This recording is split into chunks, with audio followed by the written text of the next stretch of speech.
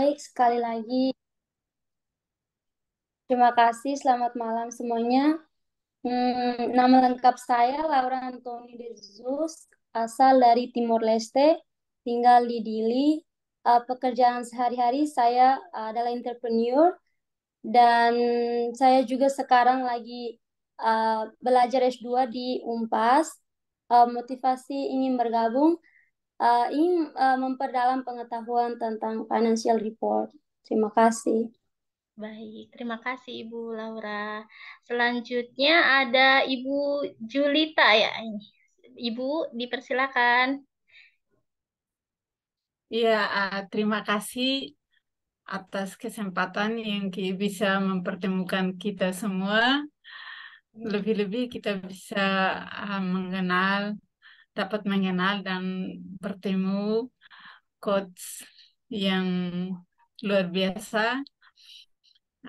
Saya kenalkan, nama saya Julieta Edvisis Gusmao. S1-nya di Unpas, akuntansi. Sekarang lagi kandidat S2, lagi kuliah S2 di Unpas juga.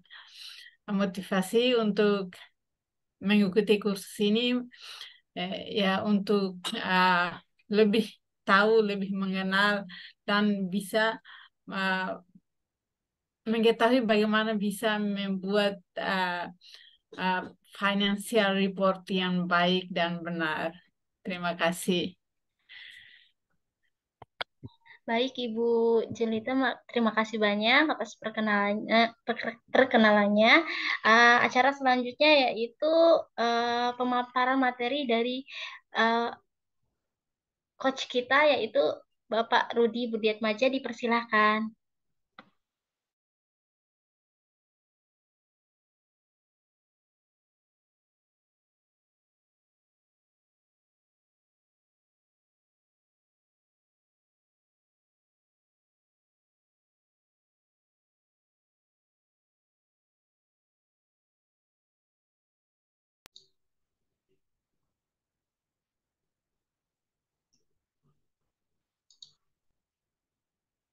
Iya, apakah sudah masuk ya? Kalau di saya belum kelihatan coach. Belum masuk. Oke, coba saya stop dulu ya.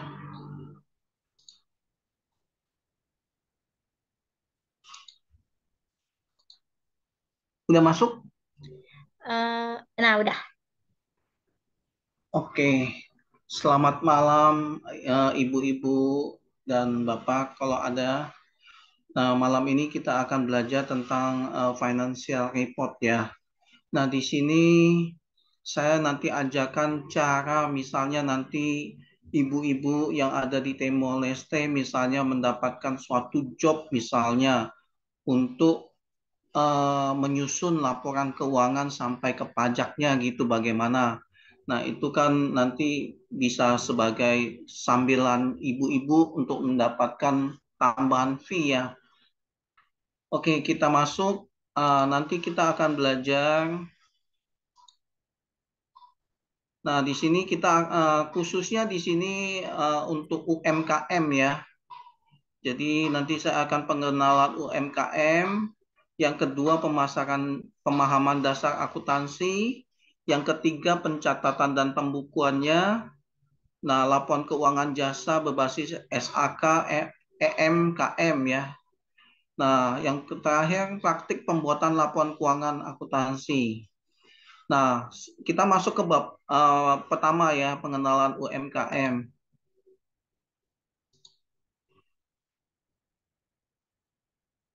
Nah, UMKM itu adalah usaha mikro kecil dan menengah ya ibu-ibu.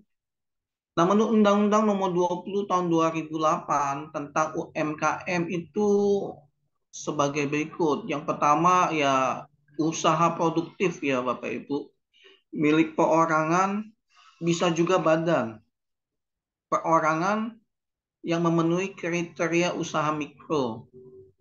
Nah, usaha kecil adalah usaha ekonomi produktif yang berdiri dilakukan oleh orang perorangan atau badan usaha yang bukan merupakan anak perusahaan atau bukan cabang perusahaan yang dimiliki, dikuasai, dan menjadi bagian baik langsung maupun tidak langsung dari usaha UMKM yang memenuhi kriteria usaha kecil ya. Yang ketiga, usaha menengah. Jadi UMKM itu ada 3 jenis ya Bapak Ibu ya. Tadi yang pertama usaha mikro, yang kedua adalah usaha kecil, yang ketiga adalah usaha menengah. Nah, usaha menengah itu adalah usaha ekonomi produktif yang berdiri sendiri, dilakukan orang perorangan atau badan usaha yang bukan merupakan anak perusahaan atau cabang perusahaan yang dimiliki. Seperti yang tadi ya Bapak Ibu ya. Bedanya ya di sini dengan jumlah kekayaan bersih atau hasil penjualan tahunan. Karena dia sudah menengah ya Bapak Ibu, jadi harus ada laporan penjualan tahunan. Nah, kriteria UMKM sebagai berikut ya Bapak Ibu, tadi ada 3 ya. UMKM itu yang pertama usaha mikro, usaha kecil, usaha menengah. Nah, kriterianya ini tidak sembarangan karena yang di sini ada undang-undangnya ya Bapak Ibu. Di sini undang-undangnya nomor 20 tahun 2008. Nah, kalau untuk usaha mikro, kriterianya yaitu asetnya itu harus maksimal 50 juta. Nah, omsetnya juga harus 300 juta gitu yang dihasilkan ya. Jadi dengan asetnya 50 juta ini diharapkan omsetnya itu nantinya bisa mencapai 300-an juta. Nah, kalau yang usaha kecil, asetnya itu ya, maksudnya ini aset itu pada saat itu ya, pada saat kita mau mendirikan eh, mendirikan usaha UMKM ya di notaris ya Bapak Ibu ya. Jadi asetnya itu harus segini Bapak Ibu. Jadi kalau usaha kecil itu lebih dari 50 juta sampai 500 juta. Ya, aset ini anggap aja sebagai modal ya, modal usahanya yang didaftarkan di dalam eh, akte kenotarisan perusahaan ya Bapak Ibu ya, UMKM. Nah, diharapkan dengan modal dasar yang disetorkan ini untuk usaha kecil ini, itu omsetnya ya lebih dari 300 juta sampai 2,5 M ya Bapak Ibu. Nah, untuk bagian yang ketiga, usaha menengah, ini modalnya harus 500 juta, lebih dari 500 juta sampai 10 miliar ya Bapak Ibu. Nah, diharapkan dengan modal yang disetor ini untuk perusahaan UMKM ini, itu diharapkan omsetnya didapatkan lebih dari 2,5 M sampai 50 M ya Bapak Ibu ya. Nah, UMKM dapat dikelompokkan menjadi usaha dagang. Usaha dagang itu adalah suatu usaha kegiatan utamanya membeli produk atau barang dari pemasok supplier dan menjualnya kembali kepada konsumen dengan tujuan untuk memperoleh keuntungan. Contohnya misalnya keagenan, agen koran atau majalah, sepatu, pakaian atau komestik. Yang kedua pengecer, minyak, kebutuhan pokok, buah-buahan. Sektor informal misalnya pengumpul barang bekas, pedagang kaki lima. Ini yang cakupannya usaha dagang ya Bapak Ibu. Nah, yang kedua usaha pertanian atau perikanan. Jadi UMKM itu banyak jenisnya ya Bapak Ibu ya. Yang tadi usaha dagang, yang kedua usaha pertanian dan perikanan.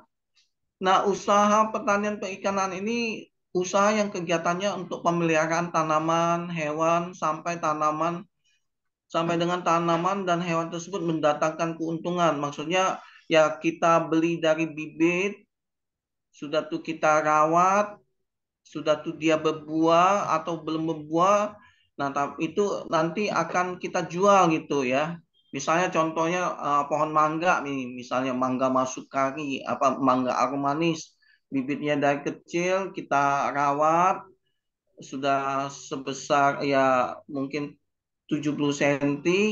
Nah, kita tawarkan siapa yang mau beli. Ya Bapak Ibu, seperti itu ya mendatangkan keuntungan gitu. Nah, atau hewan misalnya kita beli bibit itu apa? Bibit ikan lele misalnya, ya kan? Bibit ikan lele kita pelihara nanti sudah besar, Nah, kita tawarkan siapa yang akan mau beli ya Bapak Ibu ya untuk mendatangkan keuntungan.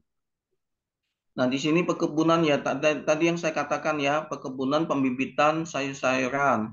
Peternakan ya tadi saya contohnya ikan lele ya, ini juga bisa ternak ayam ya, petelur atau susu ya. Perikanan, tambak udang, kolam ikan. Nah, ini ikan lele tadi ya misalnya ya, atau ikan nila, bisa lah macam-macam ya Bapak Ibu. Nah, yang ketiga usaha industri. Usaha industri ini agak berat ya Bapak Ibu ya, sudah sedikit kompleks ya. Karena apa? Dia melakukan dari mengolah bahan mentah baku menjadi produk barang jadi ya, yang siap dijual kepada konsumen. Contohnya industri makanan minuman. Nah, industri makanan minuman ini misalnya kayak warteg ya Bapak Ibu. Warteg atau rumah makan. Atau yang lebih kerennya misalnya restoran ya Bapak Ibu ya. Jadi mulai dari yang kecil misalnya warteg, sudah tuh rumah makan atau restoran ya Bapak Ibu ya. Atau nanti bisa juga di dalam hotel atau di dalam mall. Nah, ini industri makanan ya Bapak Ibu. Yang kedua, pertambangan. Ya, pertambangan ini bisa banyak batu bara, nikel, emas, dan sebagainya. Pengrajin. Nah, pengrajin ini ya sesuai dengan batik misalnya ya. Batik Solo atau batik Semarang atau apa gitu ya. Kerajinan tangan lainnya Bapak Ibu. Nah, konveksi. Konveksi ini eh seperti kayak pembuatan baju ya Bapak Ibu. Kan ini kan dikatakan kan mengolah bahan baku ya. Jadi kalau baju ya harus ada apa tuh namanya? Kainnya ya. Kita beli kain dasarnya apa, nanti dicelup lah, ada prosesnya itu Bapak Ibu. Kain putih polos dicelup berwarna dan sebagainya, nanti ada desainnya apa. Nah, akhirnya menjadi produk bang jadi misalnya jadi baju laki-laki atau baju perempuan atau celana ya bisa ya di sini ya Bapak Ibu ya. Nah, ini prosesnya ya membutuhkan waktu kalau untuk garment ya, garment atau yang tadi saya bilang pembuatan baju atau celana itu agak sedikit panjang prosesnya Bapak Ibu, dan itu kalau khusus untuk usaha industri ini kita laporan keuangannya agak sedikit kompleks dan harus hati-hati ya Bapak Ibu ya. Karena di sini mainannya mainan costing ya. Mainannya itu costing. Jadi misalnya contoh nih, misalnya saya mau buka apa tuh? Stand makanan misalnya ya.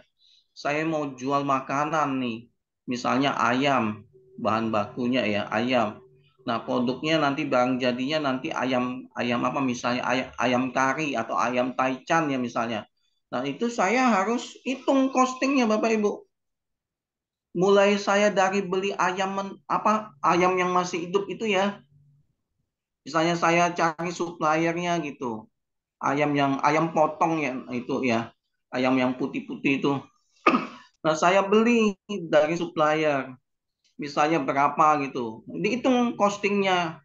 Jadi mulai dari ayam yang utuh itu, nanti misalnya ada proses untuk pemotongannya, bulunya dicabut-cabut, sudah tuh di apa-apa. Nah, itu semua ada costingnya ya Bapak Ibu ya. Sampai jadi betul-betul ayamnya untuk siap dijual ini ya. Begitu. Nah, yang keempat usaha jasa. Usaha jasa ini ya usaha yang kegiatannya dilakukan dengan cara memberikan jasa kepada konsumen dengan tujuan memperoleh keuntungan. Nah, ini ya jasa pembengkelan ya Bapak Ibu ya. Nah, jasa restoran di sini ini restoran itu kan biasanya kalau misalnya saya buka usaha tadi ya. Nah, itu saya kan perlu merek ya Bapak Ibu ya, perlu brand ya. Nah, itu kita bisa kalau misalnya saya butuh papan apa tuh namanya billboard ya. Nah, itu jasa jasa jasa pembuatan ya, pembuatan papan nama restoran ya Bapak Ibu ya. Nah, jasa konstruksi beda lagi, jasa transportasi. Jasa transportasi ini biasanya ya kayak itu Gojek ya Bapak Ibu ya, Gojek, Gokar, apalagi Grab ya. Nah, kalau jasa konstruksi ini berkaitan dengan ini Bapak Ibu.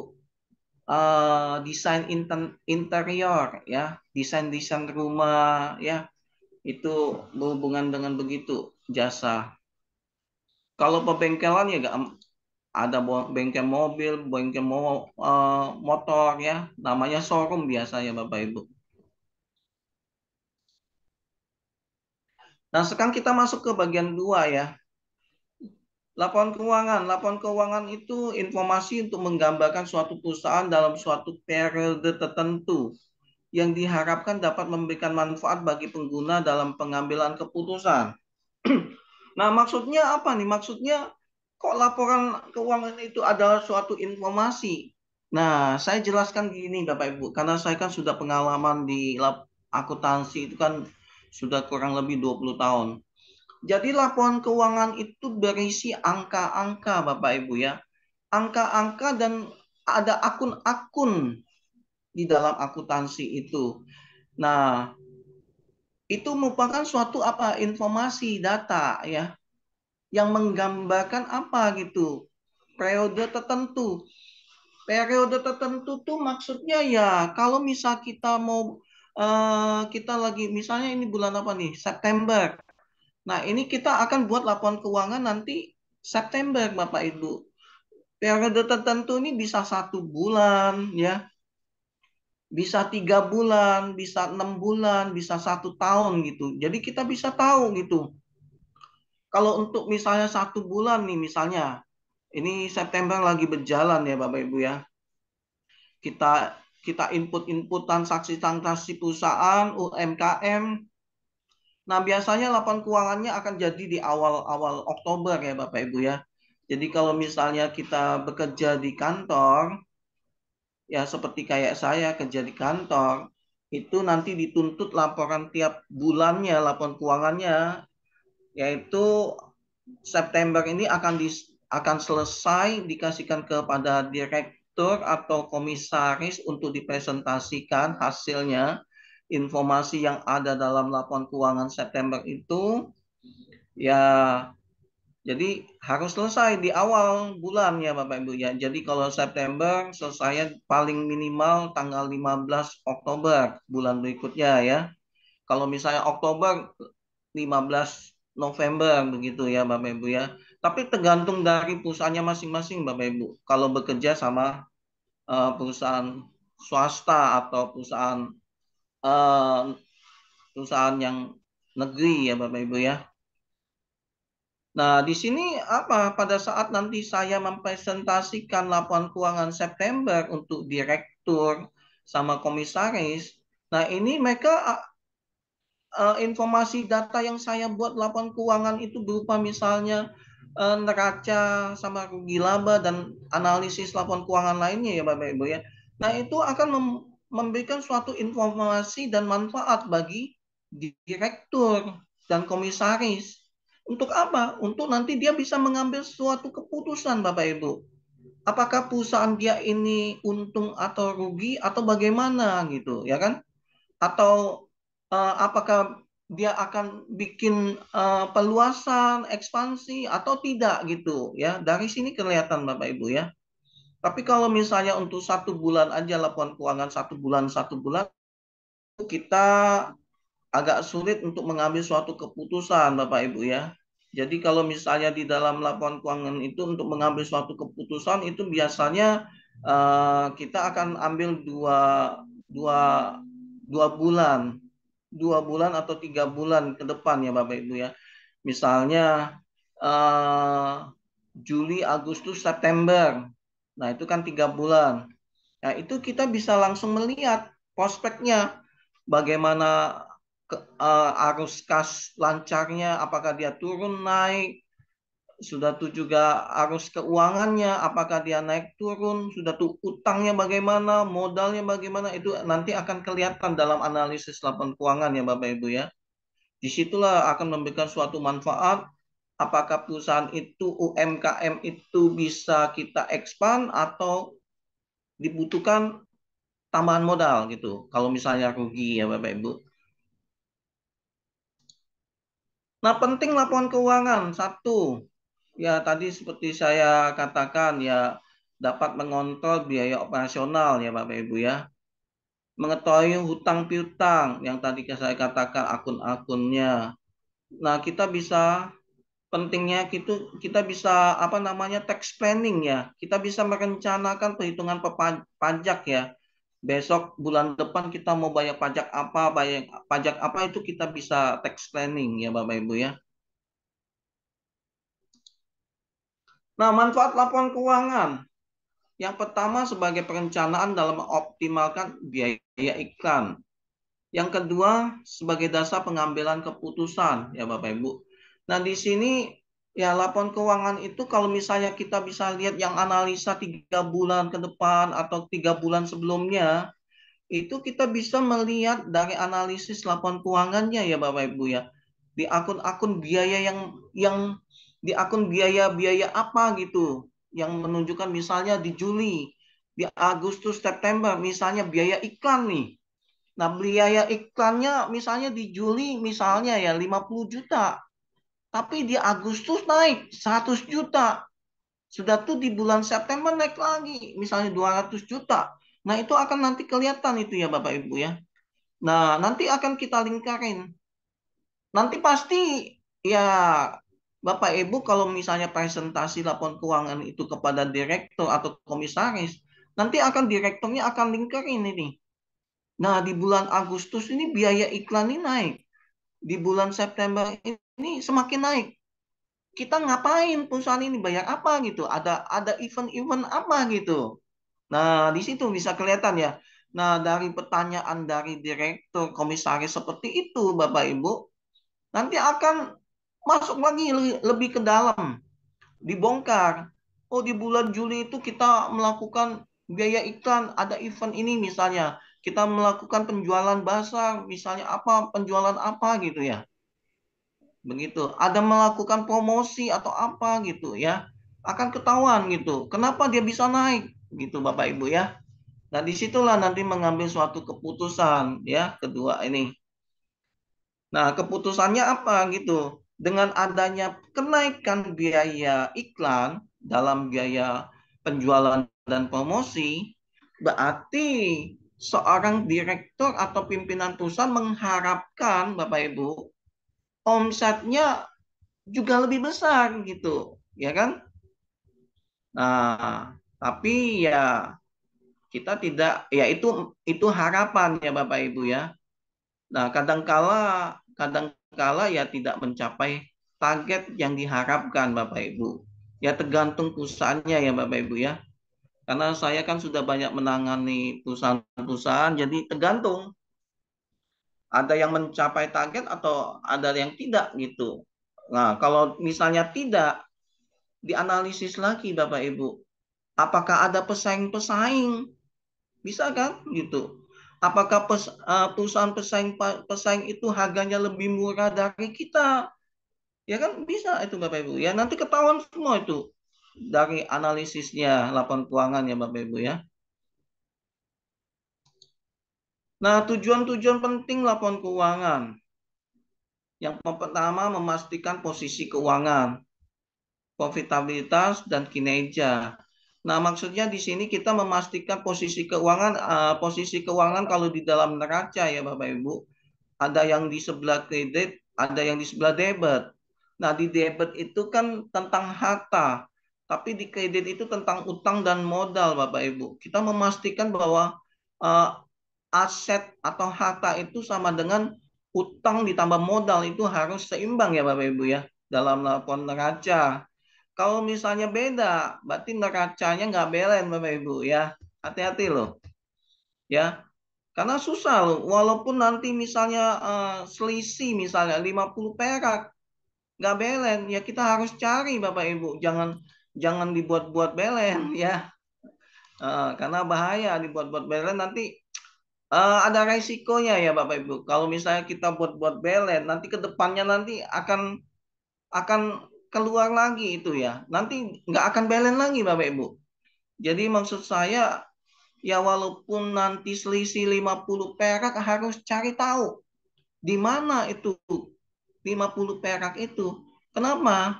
Kalau misalnya sudah dicari ditemukan bulan September itu Bapak Ibu dan menjadi belen, nanti bulan selanjutnya dia akan belen. Tapi kalau misalnya kita adjust 50 perak itu supaya belen, nanti bulan kedepannya model begitu lagi ya Bapak Ibu ya. Karena laporan keuangan itu sambung menyambung Bapak Ibu. Continue ya. Kita nggak boleh sembarang Bapak Ibu. Nah, tadi kan tentang harta, utang dan modal. Nah, di sini kan profitabilitas dan kinerja. Nah, di sini menyangkut tentang analisisnya ya Bapak Ibu, analisis keuangannya ya. Kita akan lihat nanti apa analisis keuangannya, bagaimana keseluruhan kas dibandingkan dengan harta ya. Di sini kita bisa lihat CR-nya, current ratio-nya bagaimana, CR-nya ya.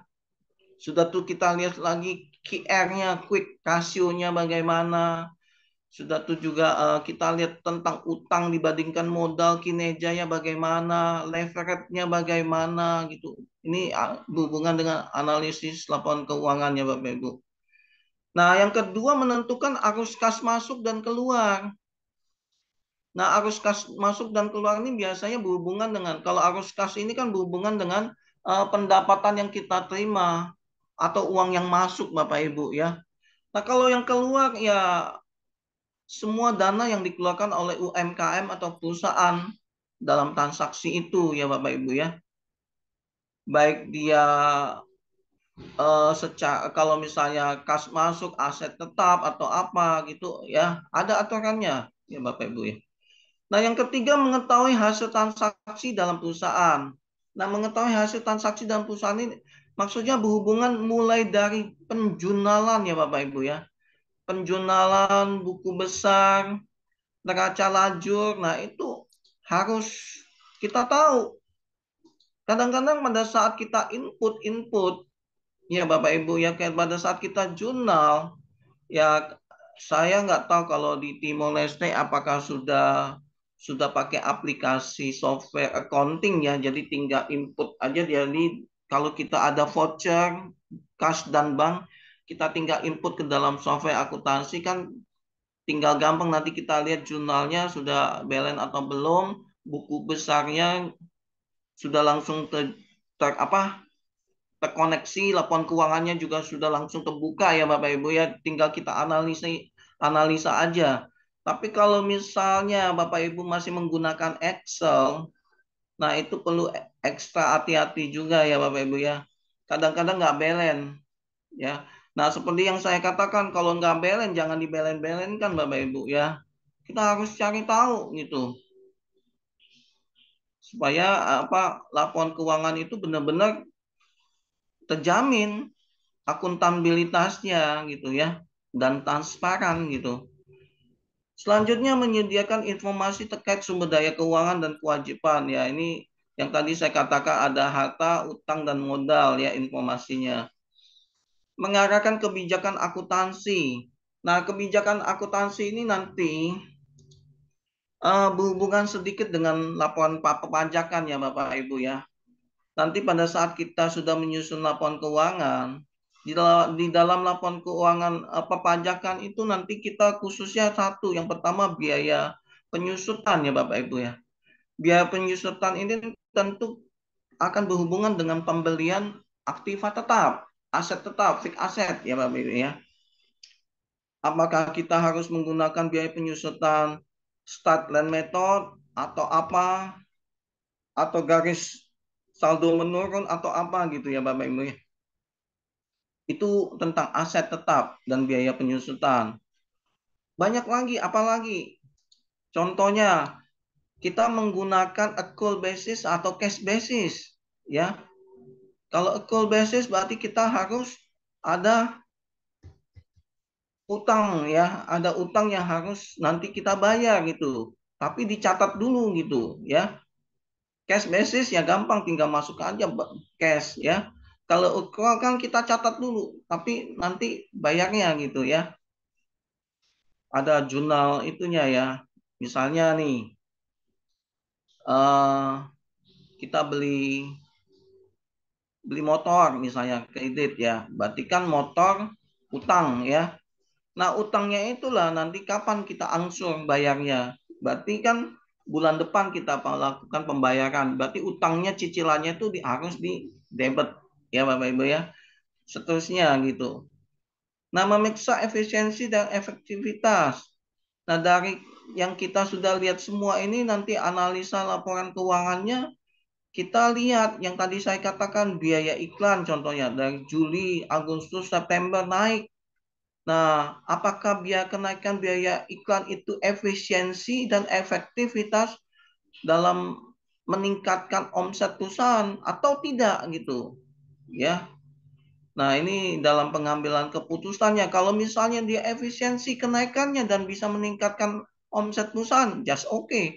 Tapi kalau misalnya enggak, merugikan, ya seorang direktur atau komisaris akan bertindak dan akan ada analisa ya Bapak Ibu. Kenapa? Contoh yang tadi saya katakan, misalnya ada perusahaan pesaing misalnya, dia harganya lebih murah yang dijual atau barangnya apa lebih bagus. Nah, itu kita analisis di situ ya Bapak Ibu. Nah, keputusan secara rasional ya, keputusan rasional ini yang paling akhir ya Bapak Ibu ya. Apakah produk itu akan di stop atau diganti dengan yang lain gitu ya. Nah, dampak dari tidak menyajikan atau membuat laporan keuangan. Kalau di dalam bank, lembaga keuangan ya Bapak Ibu, bank salah satunya. Kalau misalnya kita mau mengajukan suatu pinjaman kredit ke bank, itu tidak ada laporan keuangan tuh ditolak biasanya Bapak Ibu ya. Jadi pihak bank itu kalau misalnya pihak UMKM mau pinjam uang, itu salah satunya harus ada laporan keuangan Bapak Ibu. Jadi harus dibuat. Kalau misalnya enggak, itu akan ditolak oleh perbankan ya. Nah, yang kedua sulit untuk melakukan pengambilan keputusan terkait perusahaan. Ya benar. Tadi kan saya sudah jelaskan kalau misalnya informasi datanya nggak ada, modalnya berapa, hartanya berapa, utangnya berapa nggak tahu, Bapak omsetnya sebulan berapa nggak tahu, udah cilaka nih Bapak Ibu, langsung dicoret oleh Bang. Ya, ya memang kadang-kadang ya Bapak Ibu gini, yang tidak dapat merencanakan dengan baik prospek keuangan ke depan. Nah, saya ini kan banyak mengalami banyak klien ya Bapak Ibu ya. Jadi kadang-kadang klien-klien saya ini mau enak saja Bapak Ibu ya. Ya mumpung karena dia pikir tugas saya cuma jualan. Ya Bapak Ibu ya. Nah untuk proses ke dalam-dalamnya ya mungkin berhubung dengan umur, usia ya. Sudah tua ya sudah nggak memikirkan kayak begini ya. Ada harta, utang, modal tuh ya nggak mikir dah gitu. Yang penting gua jual produk barang gua dapat duit udah selesai. Udah tuh kalau misalnya untung sedikit udah aman gitu ya. Jadi begitu. Tapi ya saya jelaskan ya tidak boleh begitu juga karena nanti kan untuk kedepannya ya Bapak Ibu ya siapa tahu kita kan ekspansi usahanya. Ekspansi usaha kan berarti kan butuh pinjaman modal dari bank. Nah, untuk itulah kita harus ya sedikit lebih rapi lah, ya kan? Supaya apa? Supaya enak dilihatnya Bapak Ibu ya. Berarti kita misalnya kita jualan kelontongan misalnya toko kelontongan nih ya Bapak Ibu ya. Barang-barangnya ada stoknya, pencatatannya lengkap, kan enak. Kalau misalnya pencatatan stok barangnya nggak ada nih Bapak Ibu, wah kelabakan loh. Ya, misalnya satu barang sih, misalnya barang apa nih, X, nggak ada pencatatan tiba-tiba ya maaf kata ada yang orang mau beli dicari-cari ya sih bukan waktunya terbuang sibuk cari barangnya di mana. Wah, ya itu ya nggak efektif dan efisien ya Bapak Ibu ya. Jadi kalau misalnya ada pencatatan di dalam komputer atau Excel ya biasanya kita akan tahu oh barang ini lokasinya ada di sini Bapak Ibu. Nah, stoknya tinggal berapa kita tahu gitu. Nah, kita juga bisa analisa dalam 1 bulan ini barang apa aja yang yang laris, yang laku dijual Bapak Ibu. Dan mana barang yang stok yang tidak ditolak oleh konsumen gitu ya kan. Jadi kita bisa tahu. Nah, kalau misalnya barang itu yang laku dijual cepat, kita bisa lihat, wah ini stoknya tinggal ini. Berarti saya harus melakukan keputusan, saya akan membeli lagi gitu ke depannya gitu ya Bapak Ibu ya. Jadi enak gitu Bapak Ibu. Kalau nggak ada pencatatan ya buta-butaan kita. Dikatakan kita untung, nggak taunya buntung Bapak Ibu. Bisa loh, bisa kalau nggak ada pencatatan ya. Nah, kita masuk ke penyusunan laporan keuangan. Nah, penyusunan laporan keuangan kita harus juga belajar tentang siklus akuntansi ya Bapak Ibu ya. Nah, mulai dari jurnal, sebelumnya ini di sini ada lagi ya Bapak Ibu ya. Jadi di sini dokumen ya. Dokumen berarti kan ada misalnya kwitansi, invoice, faktur pajak, apalagi di sini kan. Nah, masuk seharusnya nanti ini kan transaksi-transaksi dokumen ya, keuangan ya. Nah, nanti dari kwitansi-kwitansi ini masuknya ke bagian akuntansi. Biasanya di sini staff accounting. Nah, dari staff accounting itulah akan menjurnal transaksi yang ada kwitansi, invoice, faktur pajak, apalah gitu ya, kertas apa yang berhubungan dengan uang gitu. Akan dicatat di sini, ya kan? Nah, sampai biasanya tugasnya staff accounting itu dari jurnal sampai buku besar ya Bapak Ibu, itu staff accounting. Nah, di sini sudah supervisor accounting Bapak Ibu ya. Di sini supervisor accounting, neraca saldo sama neraca lajur itu supervisor accounting. Nah, dari tugasnya supervisor accounting itu ya mengecek jurnal-jurnal yang dilakukan oleh staff accounting. Dan dia akan membandingkan di dalam buku besar. Apakah cocok, apakah klop. Nah, kalau misalnya belum klop, belum cocok, dan salah, itu supervisor accounting harus minta ke bagian staffnya untuk revisi ya Bapak Ibu ya. Begitu. Nah, kalau misalnya sudah cocok, neraca laju sudah cocok, tugas supervisor nanti akan masukkan di sini kepada manajer accountingnya ya Bapak Ibu ya untuk di report. Nah, tugas manajer accountingnya di sini dia akan membuat analisis laporan keuangan Bapak Ibu. Laporan yang dikasih bulan September ini bagaimana prospeknya? Apakah untung, apakah buntung, kasnya bagaimana, pergerakan kasnya, arus kasnya, pergerakan utangnya bagaimana, pergerakan modalnya bagaimana, eh, laba atau tidak gitu ya Bapak Ibu. Ada analisis keuangannya. Nah, ini biasanya secara manual apa tuh namanya Excel itu bisa di sini ya kita sudah belajar ya. Kalau misalnya perusahaan-perusahaan masih menggunakan Excel ya Bapak Ibu ya dalam pembuatan laporan keuangan. Nah, tapi kalau misalnya sudah pakai aplikasi software accounting ya tetap juga harus pakai ini Bapak Ibu. Cuman bedanya kalau kalau pakai Excel kan ini satu-satu kan mesti dibuat ya Bapak Ibu ya. Dan itu harus ngelink ya. Nanti kalau misalnya salah di mana kan ketahuan ya. Nah, tapi kalau di dalam aplikasi software accounting dia cuma berpegang di sini Bapak Ibu. Tugasnya ya, staff accounting di sini nih di jurnal. Pada saat dia input masuk ke software accounting, nah buku besar neraca ini sudah keluar semua, nggak usah buat-buat lagi, sudah tinggal buka aja di dalam menu software accountingnya ya Bapak Ibu ya. Nah, tinggal apa? Tinggal ya pemeriksaan apakah yang di jurnal tadi itu sudah masuk semua di buku besar, dicek lagi invoice-nya, nomor kwitansinya, apalah di sini ya Bapak Ibu ya, baru masuk ke sini. Tapi kalau misalnya di sini ditemukan ada pembayaran misalnya uang 100 juta tapi nomor kwitansinya nggak ada misalnya atau nomor invoice-nya nggak ada, faktur pajaknya nggak ada. Nah, ini dipertanyakan Bapak Ibu.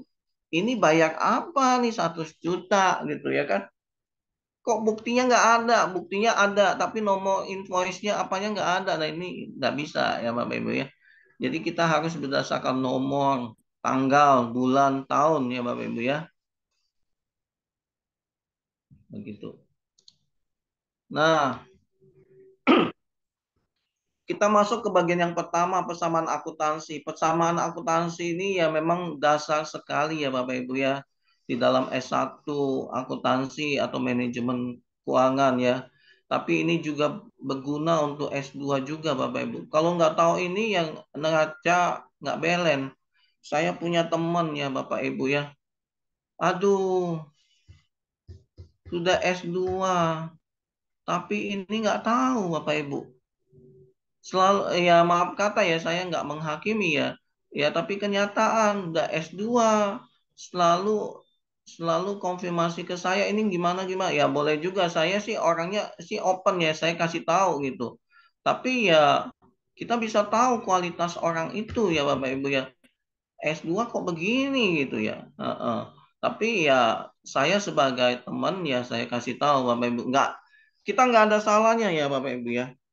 Jadi kalau misalnya Bapak Ibu tahu, yang kita nggak ada salahnya untuk kasih tahu anak buah kita di staff accounting atau supervisor accounting kalau dia salah ya Bapak Ibu ya. Karena apa, pengalaman saya dengan saya memberikan ilmu, memberikan pengetahuan kepada mereka, saya itu semakin semakin ingat, oh itu tuh begini, oh itu tuh begini gitu. Jadi sudah apa maksudnya ya, sudah di luar kepala udah tahu gitu ya Bapak Ibu ya. Jadi menunjang kita juga gitu. Jadi nggak ada salahnya kalau kita kasih berbagi ilmu ya Bapak Ibu ya, nggak salah itu. Aset. Nah, aset tadi yang saya katakan modal ya atau kekayaan yang dimiliki perusahaan. Liabilities ini ya biasanya utang ya Bapak Ibu ya. Utangnya itu datangnya dari mana nih? Dikatakan sumber dana dari kreditor. Utang itu datang dari mana atau pinjaman itu dari mana? Nah, pinjaman itu yang pertama bisa dari bank ya Bapak Ibu. Yang kedua, pinjaman itu bisa dari pihak ketiga Bapak Ibu. Nah, pihak ketiga itu eh, kita lihat lagi apakah dari saudara-saudara si direktur atau dari PT-nya. Misalnya gini Bapak Ibu ya. Misalnya direktur A, nama PT-nya AB. Adiknya buka perusahaan juga namanya BA. Nah, bisa dia dia pinjam ke adiknya di perusahaan adiknya gitu ya. Jadi namanya itu pihak ketiga ya Bapak Ibu ya. Nah, ekuitas kita tahu modal ya. Modal itu dari mana? Modal itu ya yang pertama modal itu dari saham bisa. Ya pada saat kita mendirikan kita daftar pendirian perusahaan itu kan harus ada modal dasar ya. Nah, modal dasar itu ada modal yang dicadangkan, ada yang modal yang disetor, ya kan? Ada juga yang modal sahamnya berapa ya gitu ya. Nah, modal juga bisa sumbernya dari mana? Bisa dari kas, ya, bisa dari bank, ya pemilik pemilik uang itu, ya. Nah, ini tadi saya bilang akun-akun, ya, ada pembagian akun ya. Jadi ada aset, ada liabilities, ada ekuitas. Nah, yang namanya aset itu ya berhubungan dengan kas, persediaan, piutang, perlengkapan, peralatan, mesin, kendaraan, dan sebagainya ya. Biaya dibayar di muka, biaya dibayar di muka di aset ya Bapak Ibu ya, jangan lupa ya. Atau pajak dibayar di muka, ada di sini ya. Biaya penyusutan juga ada di aset ya Bapak Ibu ya. Akumulasi penyusutan ada di aset ya Bapak Ibu ya. Ini saya nggak tulis lengkap aja. Nah, utang ini biasanya ada utang jangka pendek, utang jangka panjang. Utang jangka pendek yaitu utang usaha ya Bapak Ibu ya. Utang pihak ketiga investor, utang pajak itu jangka pendek Bapak Ibu. Kenapa saya bilang utang pajak jangka pendek? Ya pajak kan per bulan ya Bapak Ibu ya. Kalau kita nggak bayar pajak per bulan ini, bulan September, itu kena denda langsung. Ya, jadi dikatakan utang pendek, jadi harus dibayar supaya nggak kena denda, sanksi, dan sebagainya. Nah, kalau utang jangka panjang ya Bang, utang koperasi ya tergantung ya Bapak Ibu ya. Kalau jumlahnya banyak, panjang, tapi kalau sedikit, pendek ya. Nah, modal ini yang tadi saya katakan, yang termasuk dalam ekuitas ini nanti pembagiannya ada modal awal, ada pendapatan, ada biaya, ada prefer. Prefer ini ya pengambilan pribadi oleh direktur pemilik perusahaan ya. Ada lagi di sini laba ditahan ya Bapak Ibu ya.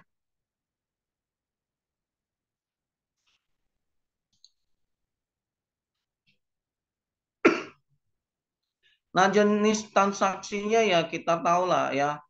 Ya ada bisa kas sama bank ya, di sini kas atau bank. Sudah tuh ada pembelian tunai. Kalau untuk pembelian ada tunai, ada kredit. Begitu juga dengan penjualan, ada tunai, ada kredit ya Bapak Ibu ya. Ada juga penghasil kita terima penghasilan, pendapatan, ada juga kita pembayar. Kalau kita terima penghasilan pendapatan tentu kita ada biaya-biaya, ada juga bayar utang ya.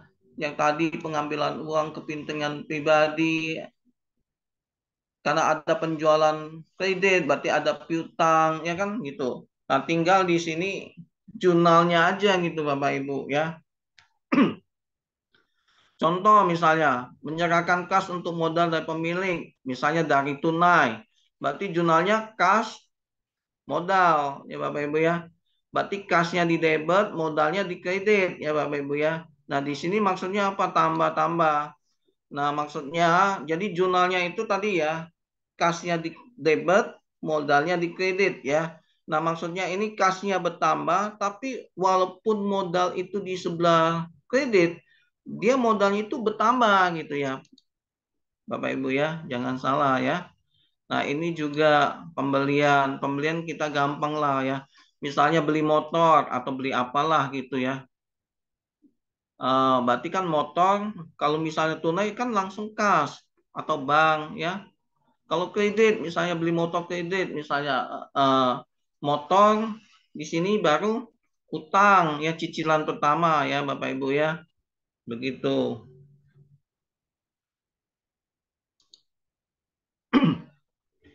Nah, contoh nih Bapak Ibu, ini yang tadi saya katakan nih ya.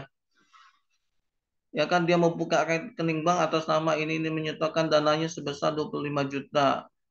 Berarti dia kan buka usaha nih. Modalnya itu dari kas. Berarti jurnalnya kita kasnya di debit, modalnya di kredit. Tapi sama-sama nambah ini yang tadi kita belajar ya Bapak Ibu ya ini. Ya. Berarti kasnya bertambah 25 juta, modalnya juga bertambah 25 juta. Tapi di sini debit, di sini kredit. Ya, ingat ini tadi konsep ini loh Bapak Ibu. Nih, ya. Ini konsep ini ya. Nah, konsep ini tadi berarti ini kan tadi kan modalnya kan asetnya kan 25 juta. Sama dengan utangnya ada nggak tadi? Nggak ada kan nol. Ditambah 25 juta kan modalnya. Berarti sama kan 25 juta sama dengan 25 juta. Jadi balance dia Bapak Ibu ya. Begitu. Nah, kita masuk laporan keuangan menurut SAK EMKM ya, entitas ini usaha kecil mikro keuangan ya Bapak Ibu ya, UMKM ya. Nih, standar akuntansi keuangan entitas mikro, kecil, dan menengah ya Bapak Ibu ya. EMKM tadi ya. Nah, ini sekitar kita tahu jumlah pelaku UMKM di Indonesia tuh hampir banyak loh Bapak Ibu. 99,99% loh. Ya, saya anggap ini udah 100% lah semuanya UMKM. Kenapa? Sejak zaman zaman apa tuh pandemi virus corona Bapak Ibu ya. Nggak tahu saya di Timor Leste pengaruh nggak ya? Kalau di Jakarta ini, waduh, pengaruhnya luar biasa ya Bapak Ibu ya. Virus corona ya. Dia kecil tapi bisa menghancurkan ekonomi seluruh dunia loh, ya. Nah, otomatis karena perusahaan-perusahaan yang besar apa-apa itu sudah tumbang semua. Tapi ya puji Tuhan ya, UMKM ini yang kecil-kecil ini bertahan gitu Bapak Ibu ya. Dia bertahan gitu, enggak mati ya Bapak Ibu ya. Nah, daya serapnya tenaga kerja juga UMKM 97%. Kontribusi perekonomian untuk UMKM untuk Indonesia itu 61%. Banyak loh Bapak Ibu ya. Nah, saya kasih tahu bocoran sedikit nih. Negara-negara lain kan pada waktu corona kan tumbang semua ekonominya, masuk ke IMF ya. Tapi ya puji Tuhan Bapak Ibu, Menteri Keuangan kita pintar, Sri Mulyani ya.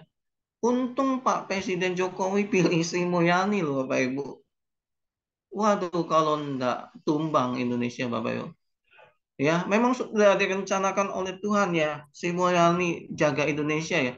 Itu saya kasih tahu itu Sri Mulyani hebat ya Bapak Ibu ya. Itu menteri yang hebat tuh keuangan.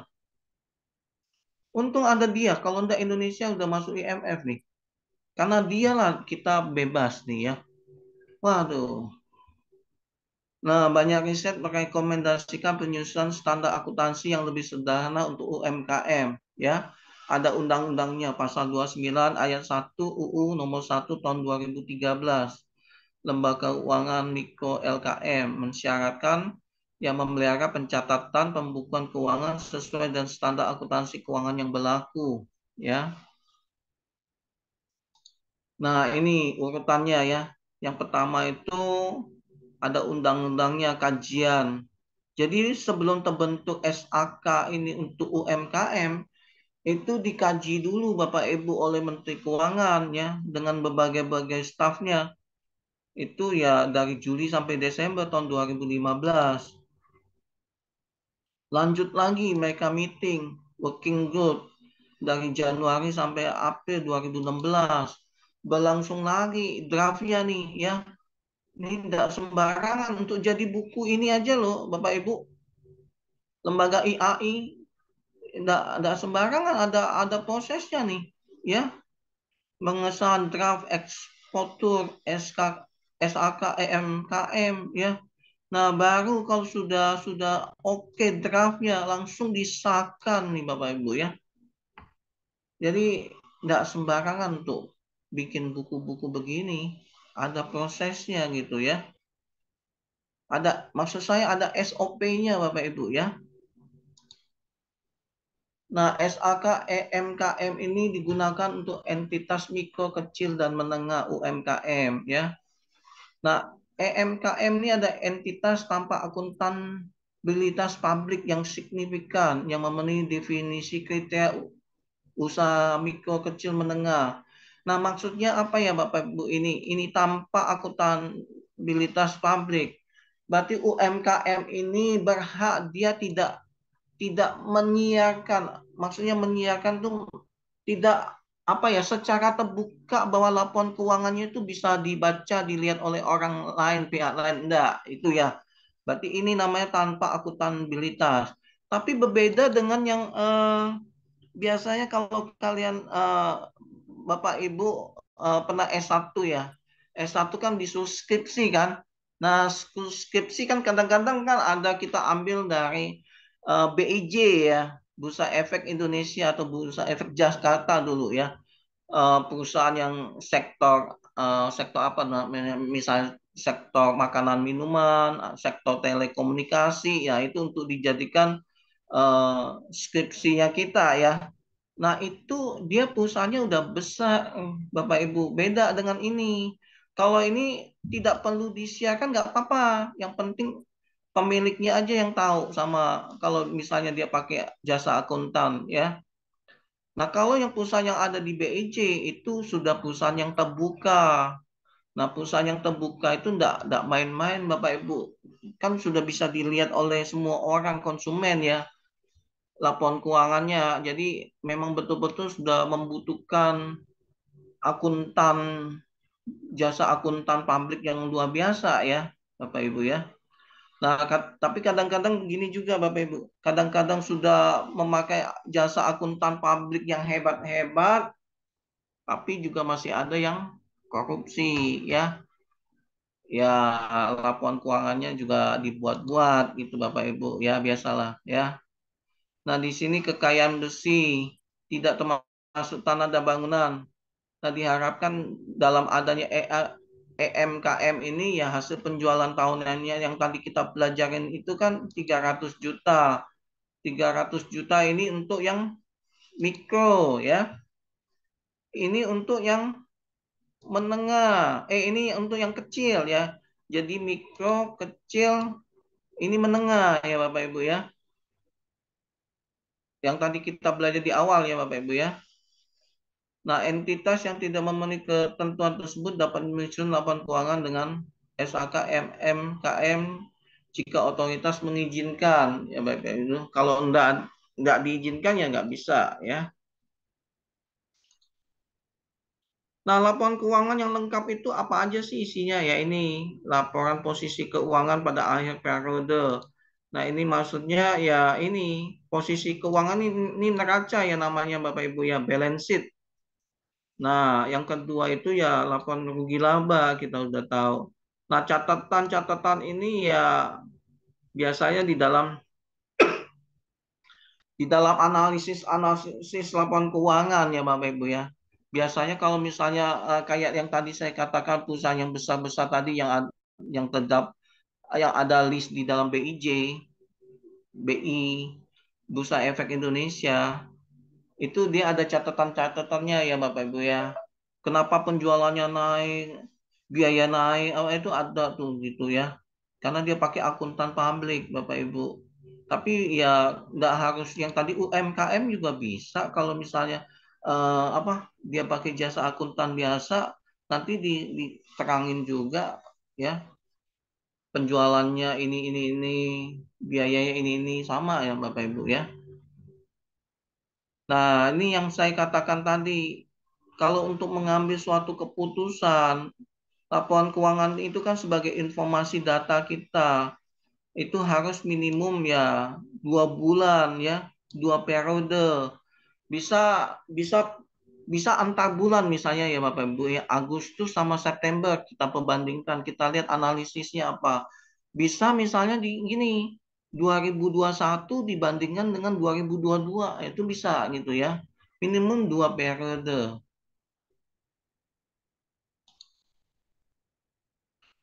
Nah, ini tadi sudah saya katakan, udah jelas ya, nanti dibaca aja nih ya Bapak Ibu ya. Nah, persediaan tadi sudah saya sangkut pautkan ya. Kalau misalnya nggak ada catatan persediaan stok ya, buta-butaan kita ya Bapak Ibu ya. Nah, di sini ya persediaan ini berhubungan dengan pembelian barang ya Bapak Ibu ya. Pembelian barang dan penjualan barang. Kalau pembelian barang berarti kan barang itu dicatat. Barang itu dicatat dan kita harus bayar. Nah, bayar itu kan apakah bayar cash atau utang? Kan itu kalau pembelian. Nah, kalau untuk penjualan, penjualan kan berarti kan barang itu kan dijual. Berarti kan keluar, berarti stoknya keluar. Ya kan? Nah, apakah dia dijual itu secara cash atau secara piutang, ya kan? Pencatatannya begitu, Bapak Ibu ya. Jadi aman ya Bapak ya. Nah, untuk yang tadi, kalau tadi kita bicara biaya penyusutan ada metodenya, di persediaan juga ada metodenya Bapak Ibu. Ada yang masuk pertama, keluar pertama, ada yang pakai rata-rata tertimbang ya costingnya ya. Ada yang pakai eh, yang terakhir sudah tuh yang pertama ya Bapak Ibu ya. Jadi tergantung. Ada yang pakai Vivo, ya Vivo ini masuk pertama sama keluar pertama. Ada yang Livo ya, ada yang average ya tertimbang. Nah, aktiva tetap. Aktiva tetap tadi saya sudah singgung juga ya. Aktiva tetap itu biasanya berupa satu tanah ya, kedua bangunan ya Bapak Ibu ya. Sudah tuh aset yang lainnya misalnya mobil, kendaraan motor, apalagi mesin-mesin ya Bapak Ibu ya. Nah, tentu kan ada penyusutannya ya, ada penyusutannya. Kecuali kecuali ya Bapak Ibu, tanah nggak ada penyusutan ya, kecuali. Tapi bangunan ada ya Bapak Ibu ya. Jadi, nah di sini dikatakan dicatat terpisah tanah. Kenapa? Karena tanah tidak ada penyusutan, yang ada bangunan. Bangunan ada penyusutan, jadi dipisahkan ya Bapak Ibu ya. Nah, ini metode penyusutannya. Nah, ini yang saya katakan tadi ini. Tanah tidak ada biaya penyusutan, tidak ada ya. Ya kan? Nah, metode aktiva tetap kan tadi ada penyusutannya ya kan? Apakah dia pakai garis lurus atau saldo menurun atau pakai apa gitu ya kan? Begitu.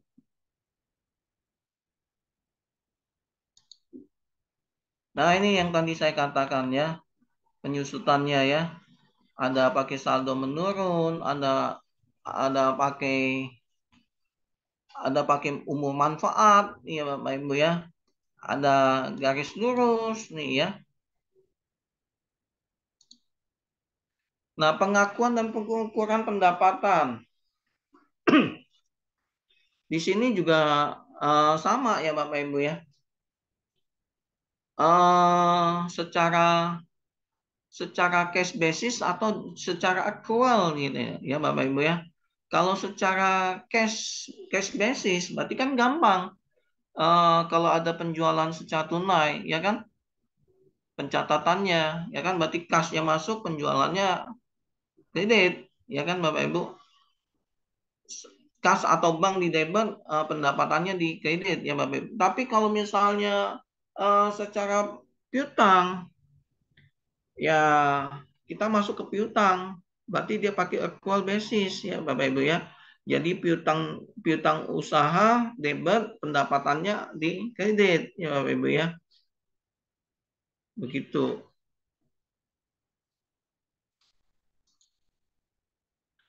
Nah, biaya ini juga sama Bapak Ibu. Biaya-biaya juga harus kita catat ya pengukurannya. Ya, ya biasanya biaya-biaya itu selalu kalau kita jurnal di debit ya Bapak Ibu ya. Biaya-biaya itu di debit. Nah, di kreditnya itu bisa kas, bisa bank ya Bapak Ibu ya. Kecuali dalam kasus-kasus tertentu. Misalnya sewa rumah atau sewa kantor atau sewa apa gitu, sewa mesin. Nah, itu kan kita harus hitung-hitungan dulu Bapak Ibu ya. Misalnya sewanya setahun, tapi yang dibayar misalnya uang muka dulu nih. Kan kita biasanya kalau mau sewa kantor kan pakai uang muka dulu nih. Ya kan? Uang muka misalnya 500.000, ya kan? Nah, sudah tuh sisanya baru kita cicil kan biaya sewanya kalau setahun per bulan. Nah, itu akan kita hitung dulu Bapak Ibu. Jadi biaya sewa setahun berapa duit dikurangin dengan uang muka yang kita sudah bayar. Nah, sisanya itu baru kita bagi 12 ya Bapak Ibu ya, atau bagi 11 ya. Begitu ya. Nah, aset tetap ya ini tadi saya sudah katakan ya. Sama ya. Aset tetap ya, aset tetap ada perhitungannya begini Bapak Ibu. Misalnya misalnya mobil itu dibeli 50 juta misalnya, tapi ada nilai residunya 5 juta. Nah, mobil itu bisa dipakai berapa tahun? Misalnya 8 tahun. Berarti 50 juta kita kurangin dulu nilai residunya 5 juta. Dapat 45 juta. 45 juta ini pemakaiannya 8 tahun. Berarti 45 juta bagi 8 gitu ya, Bapak Ibu ya. Ada kalau untuk aset ini ada golongannya ya, Bapak Ibu ya. Ada kelompok satu, kelompok 2, kelompok 3, ada berapa persen ya Bapak Ibu. Nah, kita sekarang masuk ke praktek penyusunan laporan keuangan UMKM di bidang periklanan dan percetakan ya Bapak Ibu ya. Saya stop share dulu, saya ganti ke Excel ya.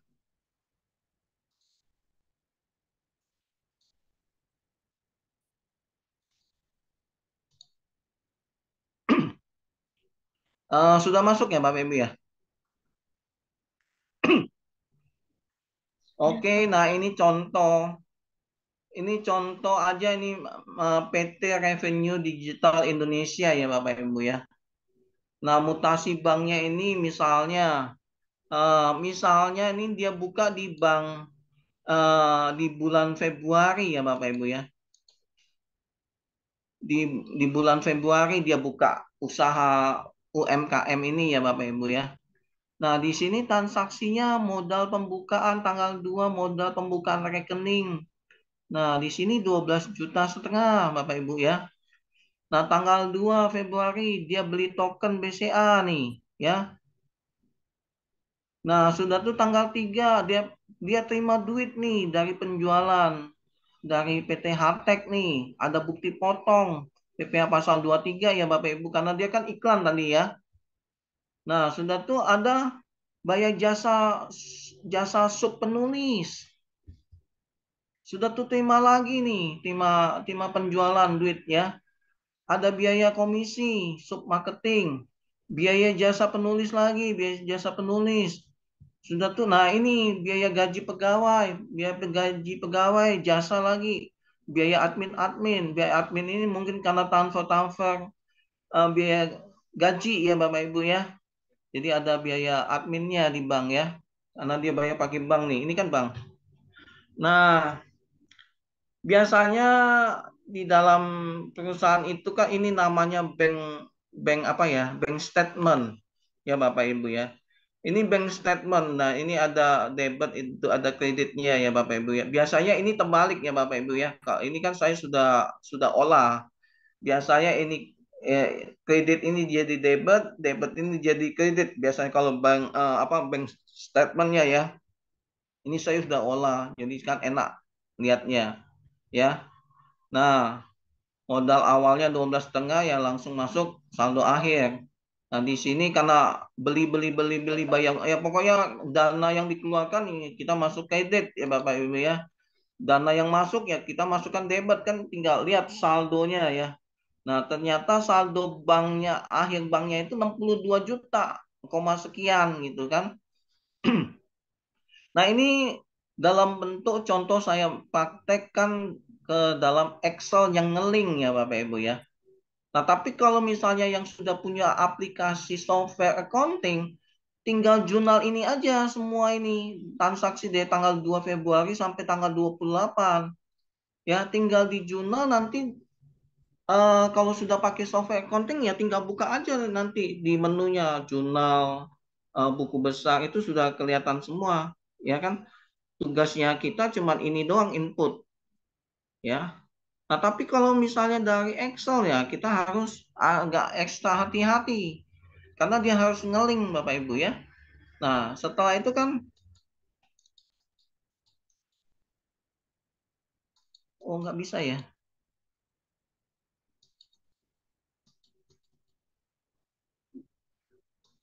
Nggak bisa dibuka ya.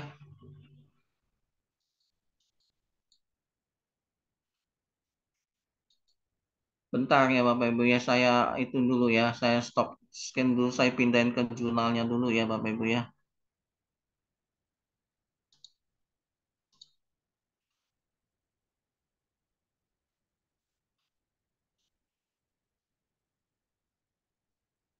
Bentar, ini gimana nih?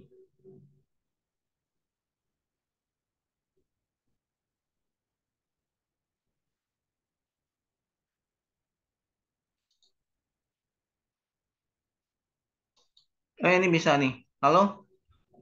Bisa kelihatan ya, Bu ya? Bapak Ibu? Kelihatan, Coach. Nah, Bapak Ibu, ini contoh yang tadi saya katakan, ini kan apa? Perusahaannya itu kan baru berdiri di bulan Februari ya Bapak Ibu ya. Ini anggap aja perusahaan yang benar-benar baru buka gitu. Nah, dia bikin akte pendiriannya yang tadi saya katakan itu dengan notaris itu di bulan Januari Bapak Ibu. Ya kan? Tapi transaksi mulainya itu di bulan Februari. Nah, di akte pendirian ini saya ajarin Bapak Ibu kalau misalnya Bapak Ibu jadi apa tuh namanya? Kerja sambilan untuk mencari klien ya. Jadi kayak jasa konsultan gitu atau akuntan publik gitu ya. Nah, jangan lupa kita lihat akte pendiriannya. Akte pendiriannya itu kan ada modal. Jadi harus dicatat Bapak Ibu ya. Nah, di akte pendiriannya ini misalnya modalnya tadi yang dikatakan ini 12,5 juta ya tadi ya di sini ya. Ya. Nih, ya. Nah, kita kita harus jurnalkan dulu Bapak Ibu. Ya. Jadi modal dasarnya yang ada di akte pendirian itu masuk nanti. Jadi ya dia karena dia pakai bank BCA ya masuk nih di sini. BCA debit 12,5 juta. Kreditnya 12,5 juta. Nah, yang tadi kita belajarin tadi, berarti kan banknya kan bertambah 12,5 juta. Nah, modalnya walaupun dia di sebelah kredit, ini juga bertambah gitu ya Bapak Ibu ya. Jadi ini balance ya. Nah, setelah itu baru kita jurnalkan transaksi yang mutasi bank tadi ini di Februari. Nih, Bapak Ibu ya. Nih, ya, biaya admin ya. Dia jurnalnya mulai dari sini ya Bapak Ibu ya. Ini tanggalnya agak agak agak ngaco ya. Ya ini jangan lihat tanggalnya ya Bapak Ibu, ini tanggalnya agak ngaco ya.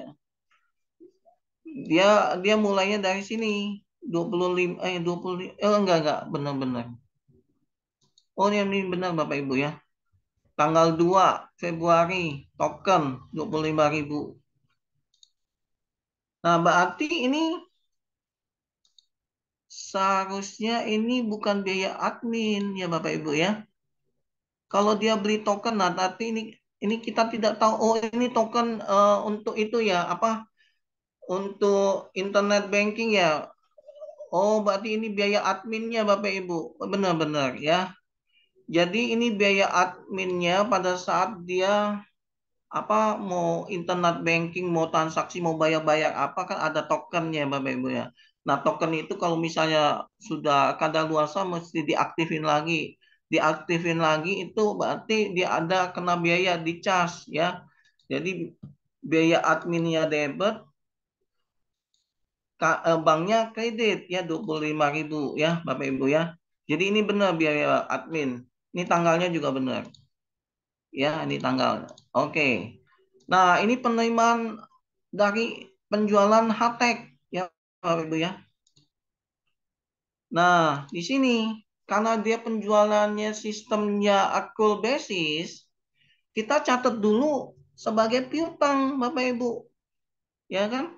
Piutangnya itu jadi gini. Ini kan 26.117 kan? Jadi kita berarti dia kan ada nah ini ada bukti potong. Berarti kan dia kena potong nih PPh pasal 23 ya Bapak Ibu 2%. Nah, kita catat dulu piutangnya berapa, PPh pasal 23 yang dibayar di muka berapa, baru pendapatannya di kredit ya. Jadi piutangnya 26.117 ini kan. Nah, pajaknya PPh pasal 23 2% ya. 2% nih mungkin. Nah, pendapatan jasanya sebesar ini Bapak Ibu ya. Kita catat dulu pakai accrual basis. Nah, nanti baru dia balikin nih Bapak Ibu. Ya, karena dia pada saat itu langsung dia jadiin accrual basis dulu langsung dibayar nih Bapak Ibu ya. Jadi piutangnya tadi ini di debit jadi kredit nih.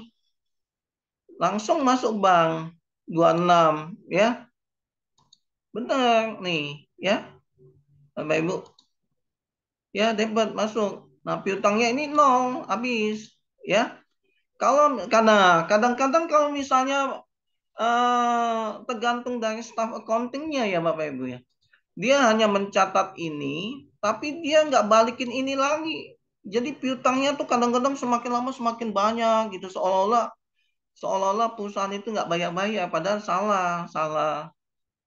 Dia nggak mencatat gitu bahwa sudah bayar gitu ya, begitu. Nah seterusnya ini bayar jasa sub penulis ya. Itu dinamakan biaya komisi marketing A misalnya. Ada komisi marketing B ya Bapak Ibu ya. Langsung aja biaya komisi marketing ya sama bank ya kreditnya. Nah ini sama tadi apa tentang masuk duit ya. Ini juga masuk duit. Ini juga masuk duit. Nah ini kita balikin tadi ya supaya piutangnya nol. Ini juga ya. Nah ini tadi sama ya biaya jasa penulis atau sub marketing ya. Nah, ini biaya gaji tadi ya, gampang biaya gaji kas atau bank ya. Nah, biaya transfer gaji pakai bank kan ada adminnya. Jadi biaya admin bank, biaya admin bank. Nah, di sini harus semua semua mutasi ini ya Bapak Ibu ya, harus terjunal di dalam ini semua ya. Jadi totalnya debit sama totalnya kredit itu harus sama ya Bapak Ibu ya. Nah, kenapa saya ada kasih min ini? Ini untuk warningnya saya nih ya. Jadi warningnya saya atau warningnya Bapak Ibu bahwa ini dikurang ini harus nol. Tapi kalau ini kurang ini ada, berarti nggak belen. Bapak Ibu mesti lihat lagi mana yang belum terjunal ya. Jangan dibelen-belen nih ya Bapak Ibu ya. Harus cari tahu ya.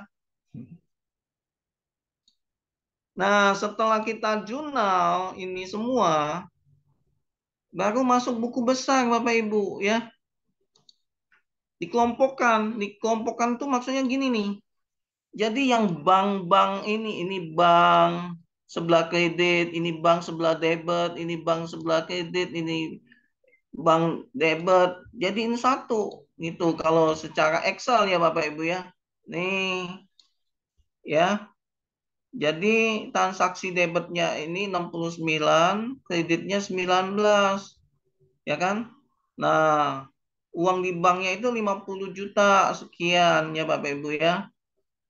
Piutangnya tadi kita lihat kan piutangnya harus nol Bapak Ibu karena sudah dibayar. Nah, ini nol ya. Ini sama ini kan sama nol. Nah, PPA pasal 23-nya tadi kita lihat kan totalnya segini ya Bapak Ibu. Nah, pendapatan jasanya kita lihat nih totalnya. Ya. Nah, biaya-biaya komisinya kita kelompokkan dari buku besar ini kan kelompok dapat dari mana nih ya? Dapat dari sini ya Bapak Ibu ya, dari jurnal ya. Jadi dikelompokkan dibuatlah buku besar gitu. Nah, kelompok gaji segini, biaya bank segini. Nah, sudah kita urutannya mutasi bank, buku besar. Nah, langsung masuk ke laporan rugi laba ya. Nah, biasanya Bapak Ibu sebelum laporan rugi laba itu ada neraca saldo ya tadi yang kita belajar ya. Nah, karena saya apa?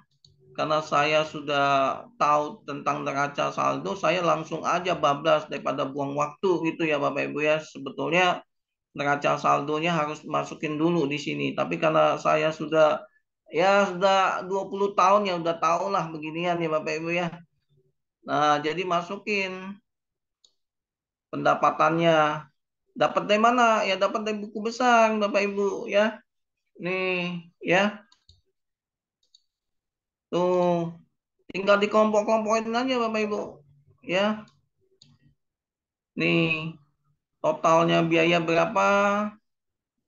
Ini penjualannya dikurang dengan biaya marketingnya, dapat laba kotornya segini, dikurang biaya admin dan umum, ya kan? Dapat laba bersih sebelum pajak. Nah, pajak PPh 29-nya ya 5%, 5% kali ini segini, ya. Kurang lebih ini estimasi, Bapak Ibu estimasinya, ya. Laba setelah pajak berarti kan ini. Nah, sudah dapat ini kita masukkan neraca. Nah, neraca ini juga dari ini dapat angka ini dapat dari mana Bapak Ibu? Dari buku besar, ya. Dari buku besar ini tadi, ya. Tuh, ya. Yang tadi kan di sini ini saya kasih tahu eh mana ya? Oh ini. Nih, di sini kan banknya kan 50 juta totalnya, ya kan? Tapi kan ada saldo awal tadi kan nggak masuk kan? Nah, saldo awal nih, saya tambahin saldo awalnya tadi kan modal kan 2,5, ya. Jadi 50-an juta itu ditambah 12-an totalnya segini, ya. Nah, piutangnya kan nggak ada. PPh pasal 23-nya kan ini kita kelompokin dari mana? Buku besar tadi ya Bapak Ibu ya. Nih, inilah karena dia nggak ada persediaan nih Bapak Ibu. Nah, kenapa dia nggak ada persediaan? Karena dia kan iklan, jasa, percetakan, ya kan? Jadi dia nggak ada persediaan nih Bapak Ibu ya. Jual habis dia desain interior gitu ya. Jadi nggak ada main persediaan-persediaan jasa interior ya. Nggak ada aktiva tetap dia ya Bapak Ibu ya. Nah jadi kita masukkan di sini totalnya 64 juta ya. Utang dia nggak ada utang Bapak Ibu ya. Nah di sini kita masukin modal ya. Modal usaha ini didapat dari mana tadi? Dari akte pendirian ya Bapak Ibu ya. Nah, ini 51 ini apa tadi? 51 tadi itu ya laba di Februari tadi. Jangan ambil yang setelah pajak ya Bapak Ibu ya. Ambil yang sebelum. Kan kita belum melakukan pembayaran pajak. PPh pasal 29. Jadi kita ambil yang ini 51. Masukkan ya. Nah, yang tadi kita belajar yang persamaan akuntansi, berarti harta atau aset itu sama dengan hartanya ini ya Bapak Ibu ya, ingat ya 64057500. Harta sama dengan utang ditambah modal. Ini tambah ini. Hasilnya apa? Nah, ini sebagai pengingat saya nih Bapak Ibu. Ya, H51 ini dikurang ini hasilnya nihil. Nah, tapi kalau misalnya di sini ada angka, berarti neraca kita nggak belen. Kalau misalnya sudah nggak belen, jangan dibelen-belenin Bapak Ibu. Nanti untuk selanjutnya di bulan Maretnya berantakan juga nanti ya. Harus cari tahu, walaupun 50 perak, misalnya 20 perak, 5 perak, harus harus ketemu, harus belen ya Bapak Ibu ya. Begitu.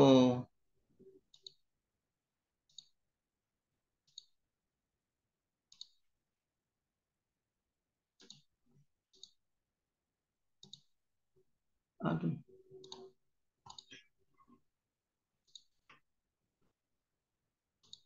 Ini kok saya nggak bisa stop share ya?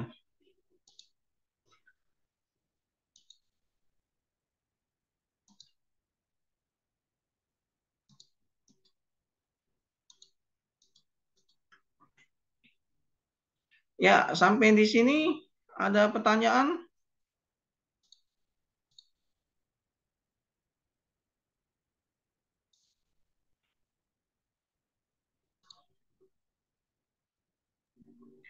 Bapak Ibu semuanya, eh, ada pertanyaan boleh dipertanyakan kepada coach kita. Terima kasih. Yang mau bertanya boleh open mic ya, Bapak Ibu semuanya. Ibu Sri bisa stop Oh, share nggak? Karena saya nggak bisa nih.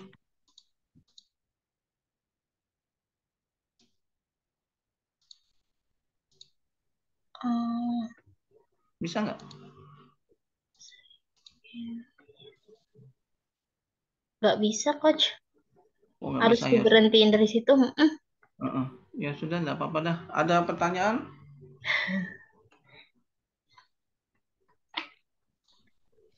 ya, saya ada. Sekali lagi Silakan. terima kasih karena penjelasannya sangat jelas ya Pak. Tapi saya hanya ingin mengetahui tadi tentang standar akuntansi untuk UMKM ya. Saya juga pelaku UMKM di Timor Leste, tapi kan kami belum ada standar akuntansi di sini. Apakah di Indonesia apa namanya Ikatan Akuntansi juga mempunyai peranan yang penting ya dalam pembuatan tersebut?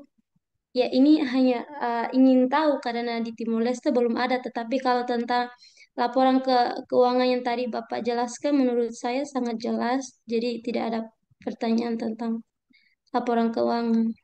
Terima kasih. Saran saya, Bu, karena tadi kan sudah ditetapkan akan ada undang-undangnya. Apa tadi kan SMKM ya, EMKM ya kan?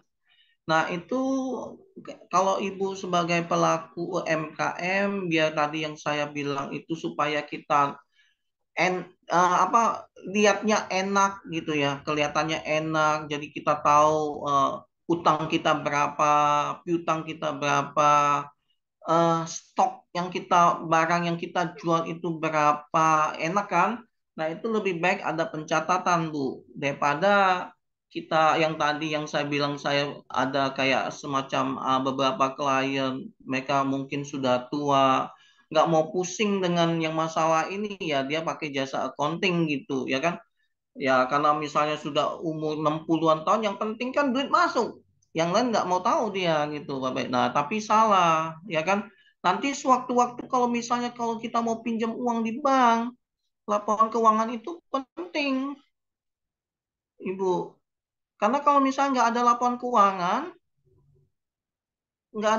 keuangan, pinjaman bank nggak cair, Bu. Percaya deh sama saya.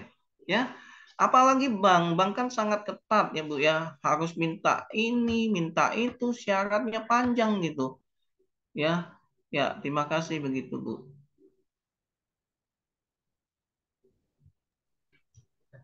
Ibu Laura, apakah sudah jelas jawaban dari Bapak Rudi?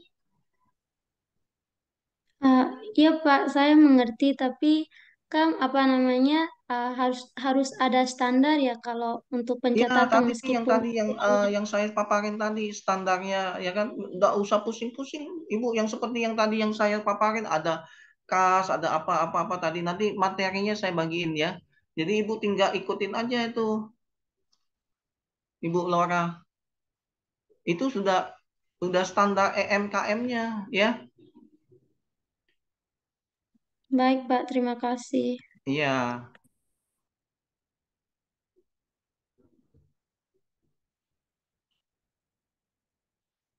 Ya, ada lagi? Hmm, ya, saya bukan pertanyaan ya, Iya, Ibu. Nggak apa-apa sama kita sharing, seperti Bu. sama seperti Ibu Laura itu penjelasannya sangat jelas dan sangat uh, apa sangat dimengerti, dipahami. Eh, dan ini yang materi ini sangat karena saya uh, memang sekolah akuntansi tapi belum uh, belum pernah berbisnis, jadi Ya, Bu. ya belum uh, belum mengalami laporan-laporan keuangan pencatatan kayak uh, untuk UMKM. yang tadi dijelaskan itu, eh, memang di Timor Leste ini banyak yang usaha mikro, usaha menengah itu banyak, tapi hanya uh, uh, tidak ada pencatatannya, tidak ada akuntansinya, pembukuannya tidak ada. Jadi kalau dari awal kelihatannya itu kayak sangat maju ya, sangat berkembang. Tapi lama-lama kayaknya redup sendiri karena ya itu tadi tidak ada catatan, tidak ada uh, pengontrolan. Jadi memang ada yang mau sudah jatuh, mau kredit tapi nggak dikasih Iya, bahannya Ibu, karena karena memang laporan benar-benar keuangannya ya, nggak ada. ya. Jadi uh, ketika mereka mendatangi bank mau kredit, selalu bertanya usaha kamu apa, laporan keuangannya mana, sudah start bisnisnya dari apa, dari modal berapa. Itu Iya, memang terjadi, Pak. Terima kasih atas penjelasannya. iya, Ibu. Tapi untuk kursus ini mungkin ada keluarga atau ada teman-teman yang ada usaha kecil-kecil, mungkin ini akan jadi apa ya, materi bagi kami untuk mungkin merekomendasikan teman-teman yang berbisnis mikro atau yang kecil bisa apa digunakan gitu. Iya, Makasih. baik, Bu. Terima kasih, Bu. Ya, saya Pak. Ya, Pak Juliet, Pak Juli. Ya. Mau maaf tadi di sini tidak banyak yang saya mengikuti tentang pelajaran karena internetnya. Apa ya, Pak? Saya nggak kurang dengar ya, Pak ya. Suaranya berisik-berisik tadi.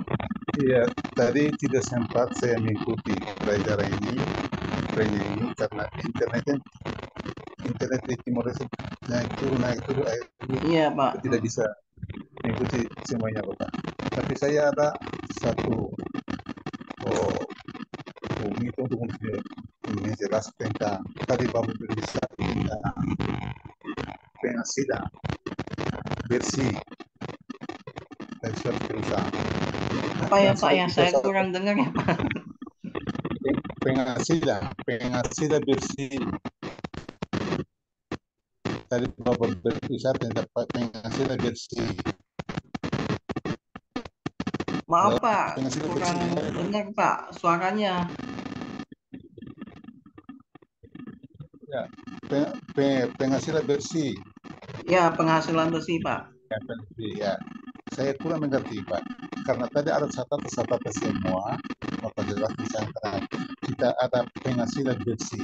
Penghasilan bersih itu kita mau mendapatkan seperti dari mana Bapak? Misalnya kita ada ya dari mana ya? Misalnya biasanya penghasilan bersih itu kan sudah kita dikumpul ke semua, dibagi semua, baru kita mendapatkan penghasilan bersih. Tapi ada yang bilang pemasukan itu juga dianggap sebagai penghasilan bersih atau pemasukan itu lain artinya Bapak. Jadi begini Pak. Ya, saya mendengar Pak.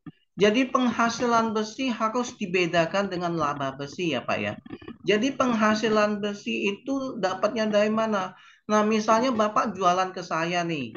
Nah, itu namanya penghasilan kotor ya Pak ya. Bapak jual ke saya nih. Berarti kan saya bayar ke Bapak nih. Tentu kan kalau misalnya ada PPN kan harus saya nambahin PPN ya. Tapi ini saya berbicara dulu tidak ada PPN ya Pak ya. Berarti Bapak jual ke saya misalnya 50 juta tanpa PPN ya Pak ya. Berarti saya harus bayar ke Bapak 50 juta. Ya kan? Nah, 50 juta itu dinamakan penghasilan kotor, Pak. Ya. Nah, itu tanpa PPN. Tapi kalau misalnya dengan PPN nih, berarti kan Bapak jual 50 juta. PPN-nya kan 10%, berarti 5 juta. Berarti kan saya harus bayar ke Bapak kan 55 juta tuh. Betul nggak? Nah, penjualannya itu tetap 50 juta, Pak. Bukan 55. karena 5 jutanya itu masuk ke PPN, ya Pak ya. Nah, itu 50 juta itu penghasilan kotor untuk saya. Nah, misalnya Bapak jual lagi ke Ibu moderator Sri 50 juta juga. Nah, jadi yang 50 juta, 50 juta yang saya bayar, yang Ibu Sri bayar 50 juta, berarti kan sudah 100 juta kan? Nah, itu namanya penghasilan kotor, Pak. Nah, penghasilan kotor bukan penghasilan bersih. Nah, penghasilan bersih itu kalau misalnya Bapak ada HPP, misalnya usaha Bapak industri garment ya misalnya, atau manufacture lah, misalnya restoran misalnya ya, Bapak jual restoran nih, ya kan? Nah, berarti kan harus ada APP kan, costingnya kan, Bapak beli bahan bakunya berapa, ya kan? Sudah sampai barang jadi prosesnya kan.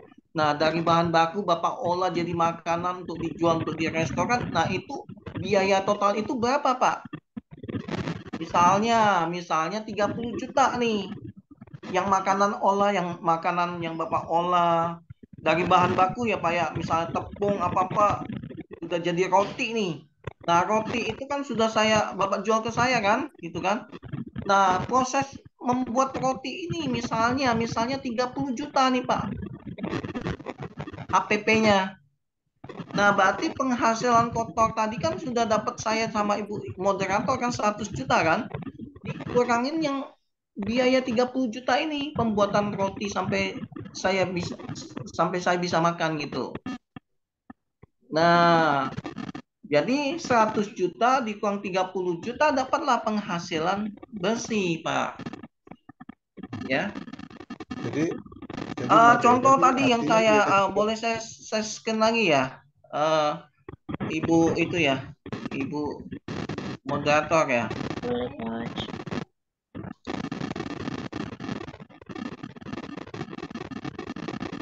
Bentar ya. maaf ya, karena internet Ya. tadi yang tidak turun aku saya mengerti. Udah kelihatan belum ya? Ya, udah kelihatan. Udah ya? Ya, kelihatan, Pak. Nah, ini yang saya lihat ini kan pendapatan yang kotor tadi ya Bapak Ibu ya. Pendapatan kotor ini kan penghasilan kotor kan 71 juta. Nah, karena ini kan biayanya, ini kan perusahaannya kan perusahaan percetakan perikanan, berarti kan dia nggak ada HPP. Nah, di sini seharusnya ada HPP kalau misalnya perusahaannya kayaknya mengolah bahan baku jadi barang jadi ya gitu ya, Bapak Ibu ya. Nah, di sini HPP-nya berapa nih misalnya? HPP-nya misalnya 30 juta nih, Bapak Ibu. Ya. Nah, HPP-nya berapa? Nah, di sinilah namanya itu pendapatan atau penghasilan bersih.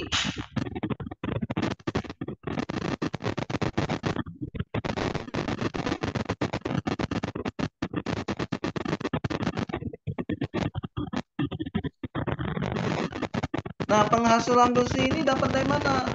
Pendapatan kotor dikurang biaya pengolahan tadi, Bapak, dari bahan baku sampai barang jadi. Nah, ini pendapatan bersih nih.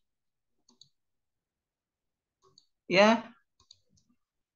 Nah, dari pendapatan bersih ini kan ada biaya-biaya. Biasanya kan ada biaya marketing, biaya apa ya, Pak Ibu ya.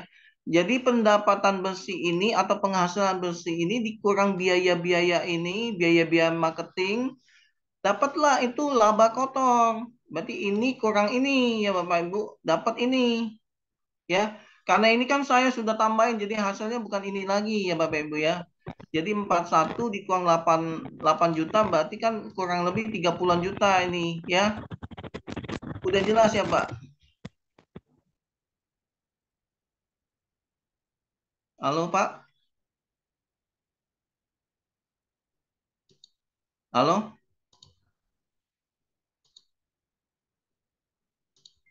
Ibu Sri? Coach? Ya, Mm-mm. Bapaknya ada masih itu Mbak Julinya? Masih. Mungkin itu sinyalnya, Coach. Ya, begitu ya, Bapak Ibu. Jadi di sini ada HPP. HPP itu kan harga perolehan pengolahan bahan baku menjadi barang jadi ya. Baru dikurangin dulu baru dapat penjualan besi, penghasilan besi ya. Nah, dikurangin lagi dengan biaya-biaya baru dapat namanya laba kotor. Nah, dari laba kotor ini kan ada biaya umum dan administrasi. Biaya umum tuh ya contohnya kayak biaya gaji, biaya admin ya. Sudah tuh biaya apa lagi misalnya biaya iklan, biaya apa ya. Dikurangin. Dapat laba sebelum pajak, laba besi. Ya Bapak Ibu. Iya. Oke, tolong dimatiin lagi stop share Bu. Saya nggak bisa nih. Coach. Nah, oke, sip. Bagaimana Udah Bapak jelas ya Pak Julio? Udah Julio ya? jelas? Sudah jelas Pak, terima kasih banyak Pak. Ya, baik Pak. Oh ya, ini kan materi kita kan sudah selesai ya Bapak Ibu ya. Nanti ada tugas, kita coba bikin laporan keuangan UMKM. Belajar ya Bapak Ibu ya. Nanti saya akan kasih soal, tolong dikerjakan. Kita secara Excel aja yang kayak tadi saya katakan ya. Nanti coba belajar dulu, nggak apa-apa, nggak usah takut salah apa, nggak usah. Yang penting kan kita coba dulu ya. Kita coba latihan apa-apa, nanti kan pasti bisa gitu ya Bapak Ibu ya. Jadi jangan takut salah dulu. Yang penting kita latihan dulu. Nanti kalau sudah terbiasa, aman ya Bapak Ibu ya. Oke. Baik Pak. Materinya nanti saya bagikan ya Bapak Ibu. Baik. Termasuk recordingnya ya Pak ya. Kenapa Bu? Termasuk itu recordingnya. Oh ya, recordingnya saya nggak recording si Ibu Sri kali.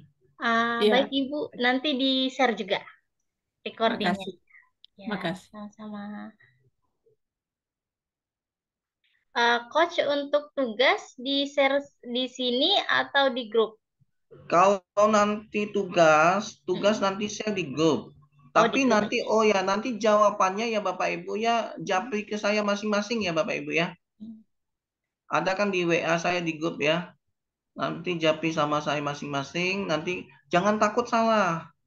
Kerjakan dulu, nanti saya akan koreksi, saya akan pandu. Ini Bu, ini salah di sininya, seharusnya di sini ya. Oke. Ya, terima kasih. Baik Pak. Terima kasih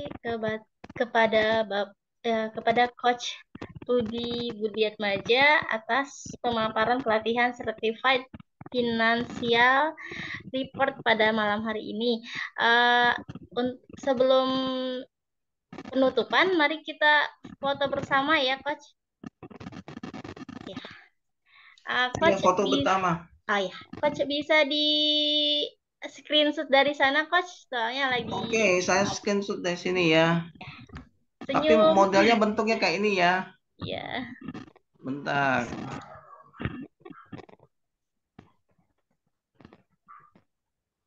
Bentar ya.